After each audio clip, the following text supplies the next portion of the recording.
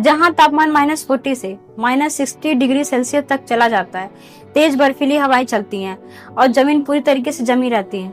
इस जानलेवा ठंड में एक पक्षी ऐसा है जो न सिर्फ जिंदा रहता है बल्कि अपना पूरा जीवन बिताता है, पेंगुइन।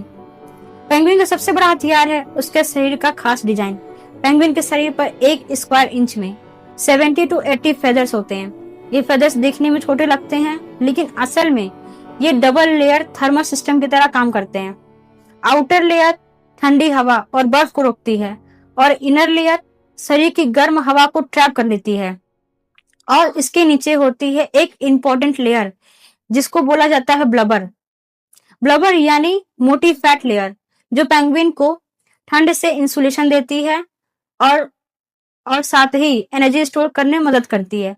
यही वजह है कि पेंगुइन कई दिनों तक बिना खाए भी सीवियर वेदर सिस्टम में भी टिके रह सकते हैं। अब बात करते हैं पेंगुइन के ब्लड फ्लो सिस्टम की। पेंगुइन के शरीर में counter current heat exchange system होता है, जिससे गर्म खून और ठंडा खून एक दूसरे के कांटेक्ट में बहता है। इससे शरीर की अंदरूनी गर्मी बाहर नहीं निकलती और कोर बॉडी टेम्परेचर लगातार सुरक्षित बना रहता है।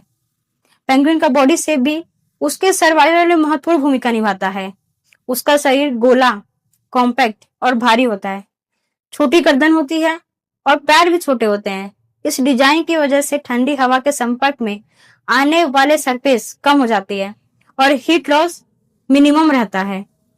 सबसे दिलचस्प ये है कि पेंगुइन का ग्रुप बिहेवियर, जिसे वैज्ञानिक लैंग्वेज में हर्डलिंग कहा जाता है। कड़ाके की ठंड में पेंगुइन एक दूसरे से चिपक कर खड़े रहते हैं।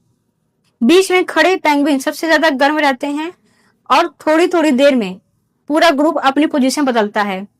यानी यहाँ कोई अकेला नहीं, पूरा समूह मिलकर सरवाइव करता है। यही वजह है कि एम्परर पेंगुइन -60 डिग्री सेल्सियस तक के तापमान में भी अपने अंडों की देखभाल कर पाते हैं और जीवन को आगे बढ़ाते हैं। पेंगुइन हमें ये सिखाते हैं कि सही डिजाइन, सही सिस्टम और सामूहिक ताकत से सबसे मुश्किल हालातों से भी जिंदा रहा जा सकता है। अगर आपको भी ऐसे विज्ञान और नेचर से जुड़े रोचक एक्सप्लेनर पसंद आते हैं तो हमारे चैनल को फॉलो और सब्सक्राइब करें, वीडियो को लाइक और शेयर करें और कमेंट में बताएं कि आप अपना नेक्स्ट एक्सप्लेनर किस टॉपिक पे चाहते हो। धन्यवाद।